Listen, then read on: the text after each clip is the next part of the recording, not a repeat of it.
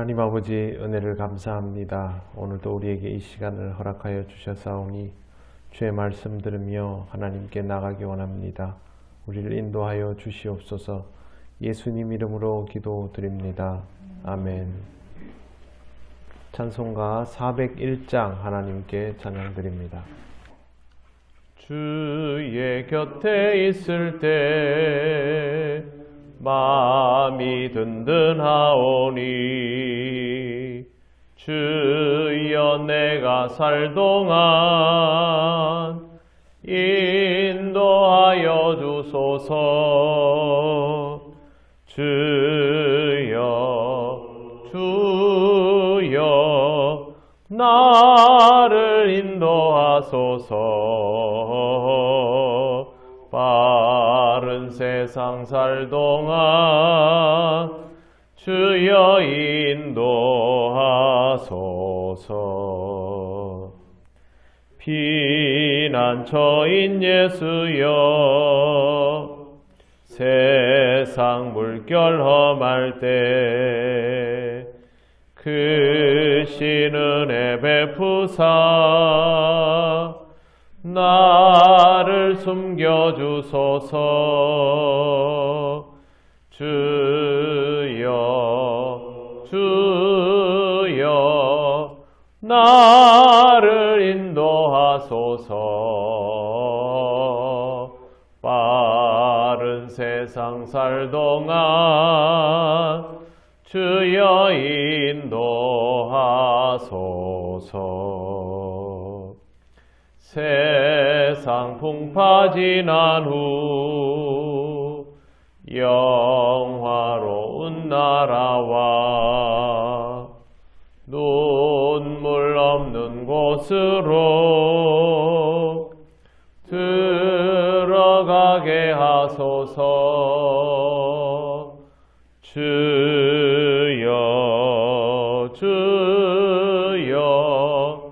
나를 인도하소서. 빠른 세상 살 동안 주여 인도하소서. 아멘. 하나님 말씀 사무엘하 22장 19절에서 25절입니다. 한 절씩 교독하겠습니다. 그들이 나의 재앙의 날에 내게 이르렀으나 여호와께서 나의 의지가 되셨도다.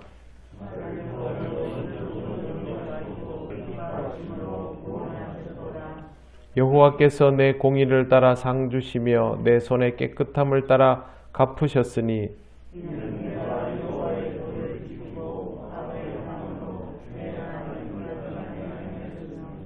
그의 모든 법도를 내 앞에 두고 그의 규례를 버리지 아니하였음이로다.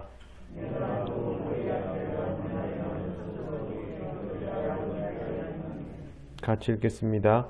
그러므로 여호와께서 내 의대로 그의 눈앞에서 내 깨끗한 대로 내게 갚으셨도다. 아멘. 우리가 하나님을 믿는 가장 명백한 이유는 하나님께서 나를 인도하시기 때문입니다. 하나님이 창조주라서 믿고 전능자라서 믿고 아버지라서 믿고 이런 것들은 모두 하나님과의 구체적인 경험이 있고 난 다음에 비로소 가능해집니다.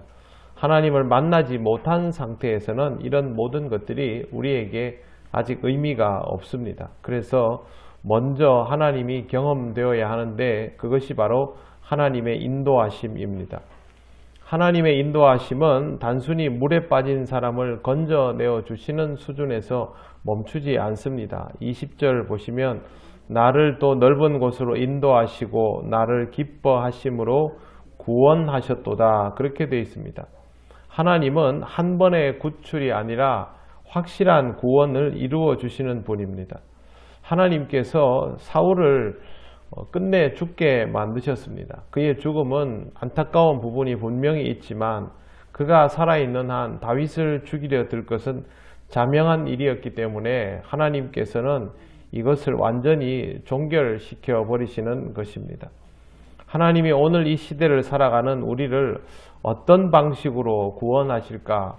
우리에게 뭐 이와 같은 대적자나 이런 일들이 있는 것은 아니기 때문에 돌이켜보면 하나님은 우리의 인생을 바꾸어 놓으십니다. 하나님을 모르는 자가 하나님을 알게 되도록, 하나님을 믿는 자가 되도록 바꾸어 버리시는 것이 하나님의 구체적인 경험입니다. 다윗은 이것을 이렇게 표현했습니다. 나를 기뻐하심으로 구원하셨도다. 하나님께서 나를 구원하시는 이유는 나를 기뻐하시기 때문입니다. 부모가 자식을 대할 때의 마음을 보십시오. 조건을 붙입니까? 부모는 자식에게 조건을 붙이지 못합니다. 마음이야 냉정하게 대하며 제대로 하면 그 다음 여지를 두고 싶어 하지만 부모의 마음은 이상하게도 자식이 부족할수록 그쪽으로 더 기울게 되어 있습니다. 그 이유는 자식의 존재 자체가 부모의 기쁨이기 때문입니다. 하나님은 우리를 존재 자체로 기뻐하십니다. 우리가 죄를 짓고 부족함이 드러나면 안타까워하시고 더욱 구원하려 하십니다. 우리가 할 일은 이런 하나님의 수고에 맞추어 가는 것입니다. 부모가 그렇게 애를 쓰면 자식은 멋대로 살려고 하지 않고 그 부모를 받아들여야 하는 것이죠. 잘못된 것을 요구하는 것이 아니고 나를 위해서 해주면 내가 그것을 고맙게 여길 줄 알아야 합니다. 이렇게 못하면 보통 우리가 뭐 이런 표현들이 별로 좋지 않습니다만 자식이 부모의 그런 사랑과 정성과 관심에 비해서 바르게 하지 못하고 오히려 부모를 기만하고 뒤통수를 치고 이러면 이웃들이 그렇게 말합니다. 저거 사람 구실 못하네 이렇게 말합니다. 굉장히 안 좋은 표현임에도 불구하고 그렇게 하는 이유는 이것이 사람으로서의 가장 기본적인 도리이기 때문이죠. 하나님에게서 우리가 어떤 은혜를 받습니까? 하나님 앞에서 우리가 어떤 태도를 지녀야 합니까? 사람 구실은 할 줄 알아야 하는 것이죠. 하나님이 우리를 뭐라 하시는 것이 아니라 우리가 부족하면 부족할수록 더 돌보시려 하면 그 하나님을 힘들게는 하지 말아야 하는 것입니다.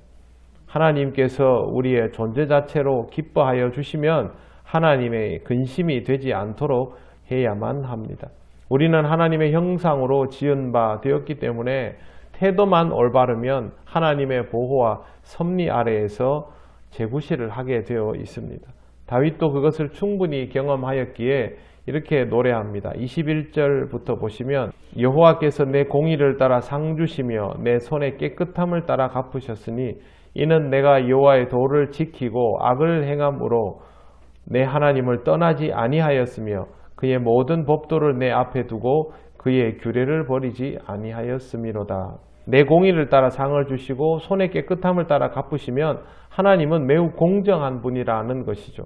내가 선하게 산 것에 대해서 보상을 받을까? 하나님의 공의가 정말로 실현될까라는 의심이 우리로 하여금 이 땅을 공의롭게 살지 못하도록 만듭니다. 그것보다는 하나님을 믿고 따르는 것이 우선입니다.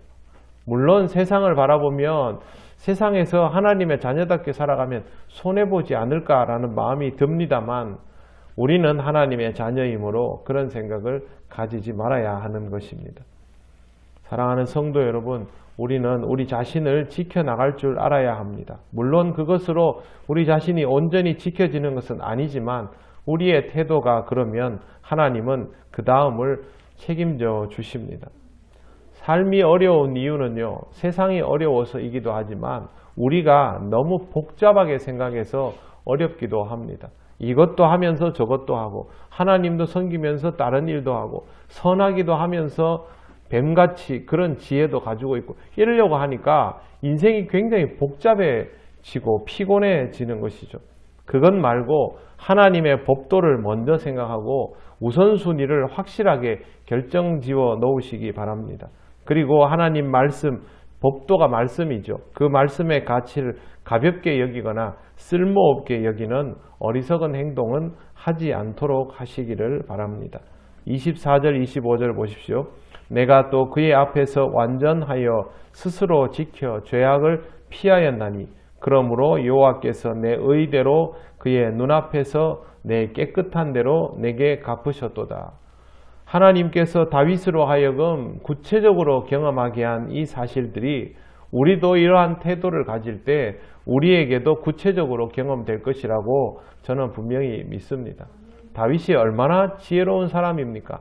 머리를 써서 하려면 그가 못할 일이 없다고 생각했던 사람이지만 그는 머리를 썼기 때문에 인생에서 실패와 좌절을 경험하고 상처를 가지게 되었음을 꼭 기억해야 합니다. 하나님 앞에서 여러분 자신을 잘 지켜서 여러분의 깨끗함대로 보응을 받으시는 복된 인생이 되시기를 바랍니다. 기도드리겠습니다. 하나님 은혜를 감사합니다. 정말 너무도 많은 것을 경험하고 자신이 할 수 있는 모든 것을 다 해보고도 하나님의 은혜가 가장 컸음을 잊지 않고 노래하는 다윗처럼 우리의 인생에도 이와 같은 모습이 많사오니 오늘 말씀을 읽으며 생각나게 된 것들, 깨닫게 된 것들 잊지 않게 하시고 하나님 앞에서 지혜롭고 겸손하며 주의 법도를 우선적으로 여기는 분명한 삶이 되게 하여 주시옵소서. 오늘도 하나님 우리를 인도하여 주셔서 우리의 어리석음이 하나님의 지혜를 채우는 은혜가 있기를 간절히 원하오며 예수님 이름으로 기도드립니다. 아멘. 하늘에 계신 우리 아버지, 아버지의 이름을 거룩하게 하시며 아버지의 나라가 오게 하시며 아버지의 뜻이 하늘에서와 같이 땅에서도 이루어지게 하소서. 오늘 우리에게 일용할 양식을 주시고 우리가 우리에게 잘못한 사람을 용서하여 준 것 같이 우리 죄를 용서하여 주시고 우리를 시험에 빠지지 않게 하시고 악에서 구하소서. 나라와 권능과 영광이 영원히 아버지의 것입니다. 아멘.